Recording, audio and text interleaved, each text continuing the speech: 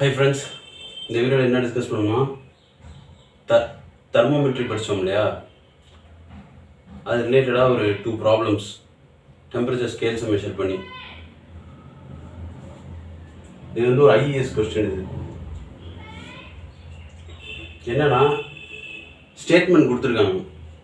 என்ன கொடுத்துருக்காங்கன்னா, ஒரு ஆல்கஹால் தெர்மாமீட்டர் இருக்குது, ஒரு மெர்க்குரி தெர்மாமீட்டர் இருக்குது. ரெண்டுமே அட் 0 டிகிரி செல்சியஸில் இதுலேயும் 0 டிகிரி செல்சியஸ் காட்டுது. அட் 100 டிகிரி செல்சியஸில் இதுவும் 100 டிகிரி செல்சியஸ் காட்டுது. பட் எல்லாத்துக்கும் நல்ல ஈக்குவல் டிவிஷன்ஸ் இருக்குது. ஓகேவா? அப்படி இருக்கும்போது அட் 50 டிகிரி செல்சியஸில் ரெண்டுமே ஈக்குவல் ரீடிங் காட்டும் அப்படிங்கிறது அவங்க கொடுத்துருக்க statement. There will be equal reading at 50 degree Celsius given statement. ஓகேவா? And alcohol and mercury thermometer. ஏன் அப்படின்னாக்கா, அது ஐஸ் பாயிண்ட்லேயும் ஸ்டீம் பாயிண்ட்லேயும் சேம் டெம்பரேச்சர் காட்டுது, அதனால அப்படிங்கிறாங்க. அதுக்கு ரீசன் என்ன சொல்லியிருக்காங்கன்னா, டெம்பரேச்சர் ஸ்கேல்ஸ் ஆர் ஆர்பிட்ரி. ஆர்பிட்ரினா ஒவ்வொரு இண்டிவிஜுவலை பொறுத்து மாறும். அதாவது டெம்பரேச்சர் ஸ்கேலை பொறுத்த வரைக்கும் மெட்டீரியல் ஆஃப் கன்ஸ்ட்ரக்ஷன் ரொம்ப முக்கியம். ஐடியல் கேஸ் தெர்மாமீட்டர் அப்படின்னு ஒன்று இருக்கு. ஐடியல் கேஸ் தெர்மாமீட்டர் அது மட்டும்தான் மெட்டீரியல் ஆஃப் கன்ஸ்ட்ரக்ஷனை டிபெண்ட் ஆகி இருக்காது.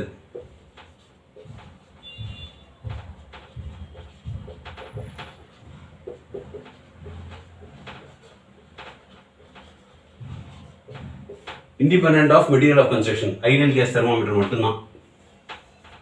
ஐடியல் கேஸ்னா அப்போ வந்து என்னன்னா, ப்ராக்டிகலி அந்த மாதிரி ஒரு தெர்மாமீட்டர் இல்லை. ஸோ இது ஒவ்வொரு தெர்மாமீட்டரும் அதோட மெட்டீரியல் ஆஃப் கன்ஸ்ட்ரக்ஷன் டிபெண்ட் ஆகிருக்கும். இங்கே வந்து ஃப்ளூயிட்ஸும் வேறு. ஸோ வந்து என்னன்னா, இந்த ஸ்டேட்மெண்ட் வந்து தப்பு. கண்டிப்பாக வந்து 50 டிகிரி செல்சியஸ் ஈக்குவல் ரீடிங் காட்டாது. பட் ஆனால் இந்த ஸ்டேட்மெண்ட் வந்து கரெக்டு. ஏன்னா ஆர்பிட்ரினா அதுக்குன்னு ஒரு தனி இண்டிவிஜுவாலிட்டி இருக்கும், மெட்டீரியல் ஆஃப் கன்ஸ்ட்ரக்ஷன் டிபெண்ட் ஆகிருக்கும் அப்படிங்கிறத சிக்னிஃபை பண்ணுறது தான் இந்த ஸ்டேட்மெண்ட். ஓகேவா? இது இந்த மாதிரி கொஸ்டின்ஸ் நிறையா வரும். டெம்பரேச்சர் ரீடிங்ஸ், டெம்பரேச்சர் ஸ்கேலை வச்சு. அடுத்து பார்த்தீங்கன்னா இன்னொரு விதமான கொஸ்டின்ஸ்.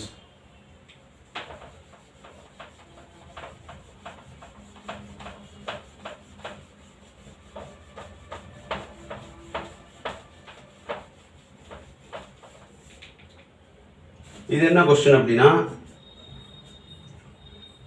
இவங்க என்ன கொடுத்துருக்காங்கன்னா, 2 டெம்பரேச்சர் ஸ்கேல் இருக்கு. இது வந்து டிகிரி என்னங்கிற ஒருத்தர் டிசைன் பண்ண ஸ்கேலு. இது வந்து என்னன்னா, நம்ம டிகிரி செல்சியஸில் இருக்கக்கூடிய ஸ்கேலிங், டெம்பரேச்சர் ஸ்கேலிங்.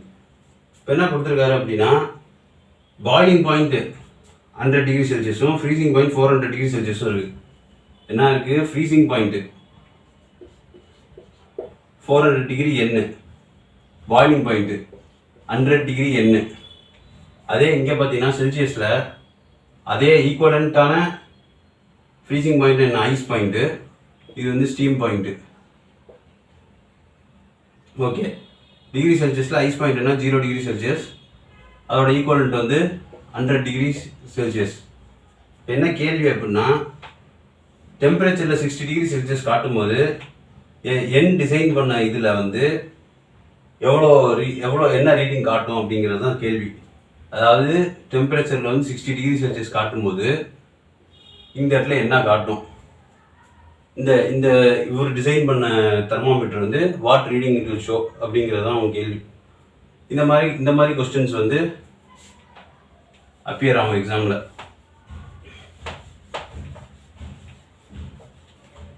இது எப்படி சால்வ் பண்ணுறது அப்படின்னாக்க, ரொம்ப சிம்பிள் தான். அதாவது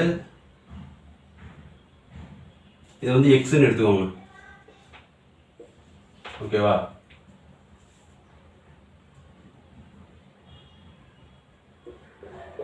x minus 400 divided by 100 minus 400 equals 60 minus 0 divided by 100 minus 0. அதாவது அந்த டிவிஷன்ஸ், ஓகேவா, அந்த இன்டர்வல்ஸை அப்படியே எடுத்துக்கணும்.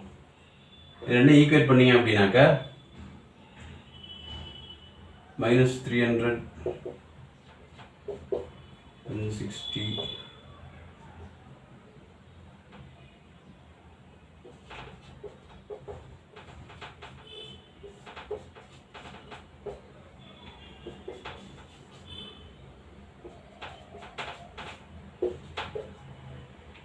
400 300 80 220 கிட்ட வருதா?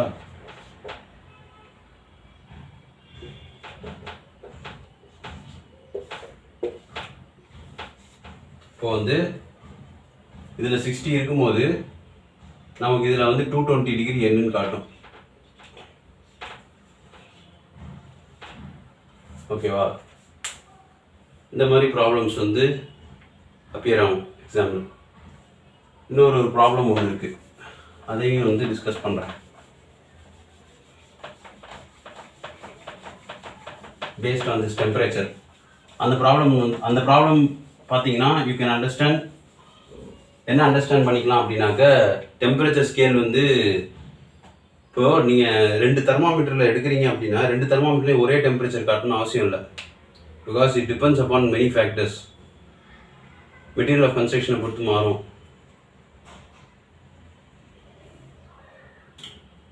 இப்போது வந்து இந்த ஐஆர் தெர்மாமீட்டர்ஸ்லாம் எடுக்கிறாங்களே, ஐஆர் தெர்மாமீட்டர்ஸ் வந்து எடுக்கும்போது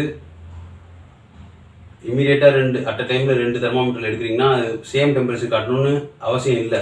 டெம்பரேச்சர் டிஃப்ரென்சஸ் இருக்கலாம். பிகாஸ் ஏன்னா நிறைய ஃபேக்டர்ஸ் இருக்குது. அதெல்லாம் நான் கான்டாக்ட் டிவைசஸ். எவ்வளோ டிஸ்டன்ஸ் ஃப்ரம் த சர்ஃபேஸில் எவ்வளோ டிஸ்டன்ஸ் இருக்குது, இன் பிட்வீன் த சர்ஃபேஸுக்கும் அந்த தெர்மாமீட்டருக்கும் நடுவில் வந்து ஏர் வெலாசிட்டி எவ்வளோ இருக்குது, எந்த சரௌண்டிங்கில் எடுக்கிறீங்க அப்படிங்கிறதெல்லாம் பொறுத்து வந்து அந்த இது மாறும். ஓகேவா? இப்போது வந்து நம்ம அந்த டெம்பரேச்சர் ஸ்கேல் ரிலேட்டடாக ஒரு ப்ராப்ளம் டிஸ்கஸ் பண்ணுவோம். என்ன இந்த ப்ராப்ளம் என்னன்னா, டிஏடிபின்னு 2 தெர்மாமீட்டர் இருக்குது. ரெண்டுமே டிகிரி செல்சியஸ். அப்படி டிகிரி செல்சியஸில் தான் அந்த ஸ்கேலிங் இருக்குது, கால்குலேட் பண்ணியிருக்காங்க. ஏ அண்ட் பி, ஏயும் பியும் ஐஸ் பாயிண்ட்டும் ஸ்டீம் பாயிண்ட்டும் ரெண்டுமே 0 degree Celsius and 100 degree Celsius. Okay, இந்த 2 தெர்மாமீட்டரும் இந்த ரெண்டு ரிலேஷன்ஷிப்பில் வந்து ரிலேட் பண்ணியிருக்காங்க. ஓகேவா? Governing when both are immersed in air, 2 தெர்மாமீட்டரில் ஏரில் இமர்ஸ் பண்ணும்போது ஏ வந்து 51 டிகிரி செல்சியஸ்னு காட்டுது, பி வந்து 50 டிகிரி செல்சியஸ்னு காட்டுது.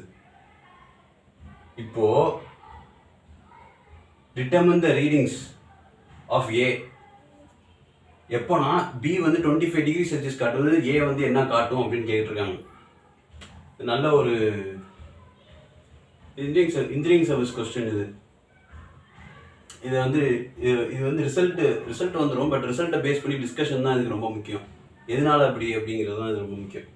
இப்போ என்னன்னா, என்ன கிவன் அப்படின்னாக்க, நமக்கு ஒரு கவனி ஈக்குவேஷன் கொடுத்துட்டாங்க. ரெண்டையும் ரிலேட் பண்ணுற equation. TA is equal to L plus M into TB plus NTB squared. ஓகேவா? இதான் வந்து கவனி ஈக்குவேஷன். இந்த கவனி ஈக்குவேஷனுக்கு இப்போ வந்து ஐஸ் பாயிண்ட்லையும் ஸ்டீம் பாயிண்ட்லையும் இந்த கவனி ஈக்குவேஷன் நம்ம சப்ஸ்டியூட் பண்ணுவோம். இப்போ ஐஸ் பாயிண்ட் 0 டிகிரி செல்சியஸ் போடுறப்போ என்ன வந்து TA 0 is equal to L plus M into TBயும் ice point 0 plus N into 0. So L becomes 0. Okay. Steam பாயிண்ட்டில் இதே ஈக்குவேஷனை சப்ஸ்டியூட் பண்ணுறேன். At 100 degree Celsius 100 degree Celsius போடுறப்போ TA 100 equals L plus M into 100 plus N into 100 squared. ஓகேவா? இப்போ இந்த இடத்துல L வந்து 0. ஓகே, ஸோ எல்லாமே 100s இருக்கு. ஓகேவா? Okay, so 1 is equal to M plus 100N. இப்படி எழுதலாமா? ஓகே, இது வந்து ஒரு ஈக்குவேஷன். இப்போ என்ன சொல்லியிருக்காங்க, ஏரில் இமர்ஸ் பண்ணுறேன், ரெண்டும் வந்து 51-15 காட்டுது அப்படிங்கிறாங்க. இப்போ ஏரில் வந்து இமர்ஸ் பண்ணுறேன், ஏர் இமர்ஸ்ட். ஓகேவா? ஏர் இமர்ஸ்ட்னா இப்போ என்ன பண்ணணும்னா 51, TA வந்து 51 டிகிரி செல்சியஸ் காட்டுது, TB வந்து 50 டிகிரி செல்சியஸ் காட்டுது. ஓகேவா? இதை பேஸ் பண்ணி நம்ம இந்த ஈக்குவேஷனில் அப்ளை பண்ணுவோம்.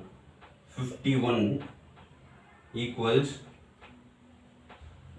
L plus m into 50 plus n into 50 squared. ஓகேவா? ஓகே.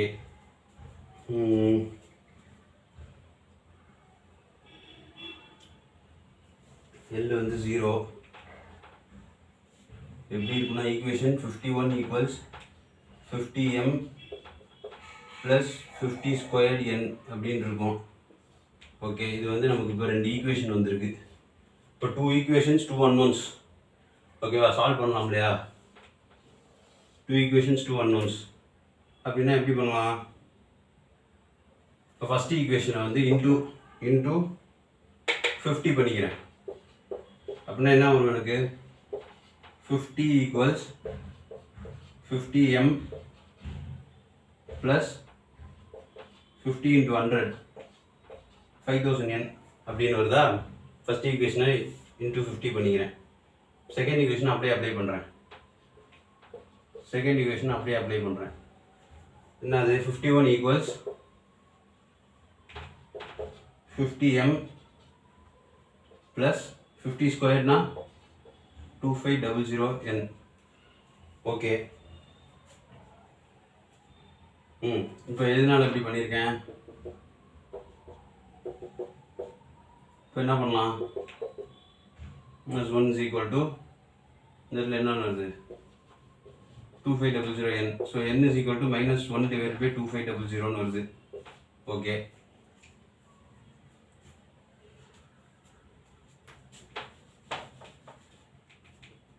ஸோ என்ன வருது? -1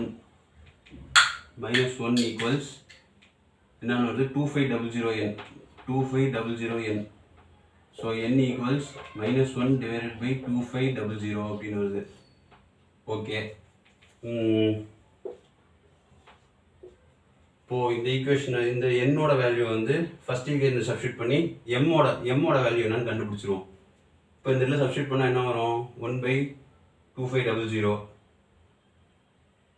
-1/25 26/25 வருமா? -1/2500 -1/25 plus 1/25 26/25. Therefore m equals 26/25. அதானே?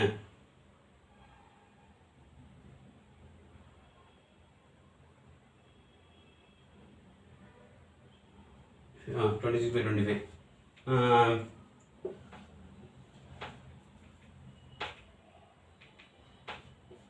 26/25 வருது. இப்போ m and n வேல்யூஸ் இருக்குது என்கிட்ட. இப்போ இதை பேஸ் பண்ணி நான் வந்து என்ன பண்ண போகிறேன்? இந்த ஈக்குவேஷன் சப்ஸ்டியூட் பண்ண போகிறேன். இந்த ஈக்குவேஷன் சப்ஸ்டியூட் பண்ணி b வந்து 25 ரீட் பண்ணும்போது a என்ன வருது அப்படின்னு பார்க்க போகிறேன். இப்போ என்னன்னா ta ஈக்குவல்ஸ் l வந்து 0. ஓகே, l வந்து 0 ஆயிடுச்சு. ப்ளஸ் m வந்து 26/25. TB வந்து 25 டிகிரி செல்சியஸ். ப்ளஸ் n வந்து -1/2500ங்கிறாங்க. TB ஸ்கொயர்டு வந்து என்னது? TB ஸ்கொயர்டு வந்து 25 ஸ்கொயர்டு 25 into 25. ஓகே. இப்போ இதை போட்டால் என்ன ஆகும்? 25 100 1/4 -1/4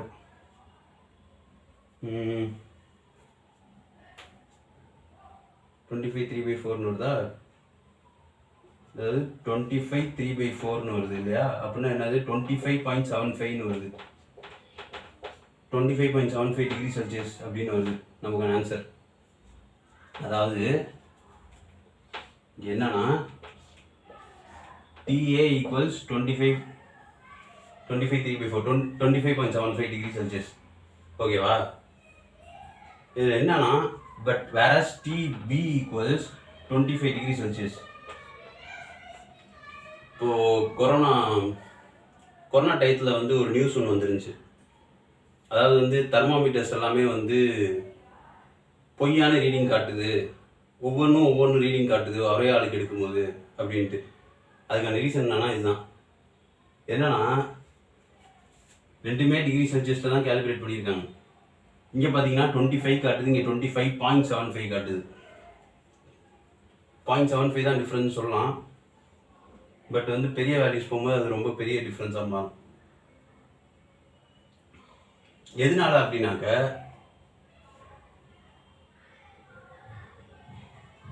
ஐடியல் கேஸ் தெர்மோமீட்டர் மட்டும்தான் மெட்டீரியல் ஆஃப் கன்ஸ்ட்ரக்ஷன் டிபெண்ட் ஆகி இருக்காது. வேற எல்லா ரியல் டைம் தெர்மோமீட்டர்ஸும் மெட்டீரியல் ஆஃப் கன்ஸ்ட்ரக்ஷன் டிபெண்ட் ஆகி தான் இருக்கும். அதாவது அதோட இண்டிவிஜுவாலிட்டி, ஒவ்வொரு தெர்மோமீட்டருக்கும் it has an arbitrary value. எதனாலனா டெம்பரேச்சர் ஸ்கேல்ஸ் வந்து எப்போதுமே மெட்டீரியல் ஆஃப் கன்ஸ்ட்ரக்ஷன் டிபெண்ட் ஆகிருக்கும். அதுதான் இதோட ரீசன்.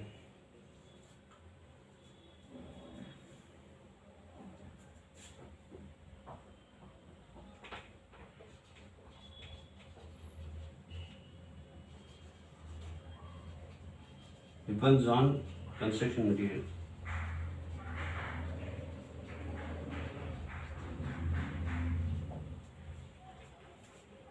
எந்த ஒரு தெர்மோமீட்டருமே சேம் ரீடிங் என்னைக்குமே காட்டுது.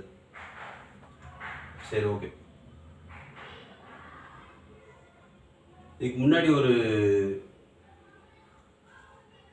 ஒரு அசர்ஷன் ரீசனிங் கொஸ்டின் சால்வ் பண்ணல, அதே சேம்னா அதை வந்து நியூமரிக்கலாக வந்து ஃபிகர் அவுட் பண்ணியிருக்காங்க. அவ்வளோதான். சரி, ஓகே. Thank you guys.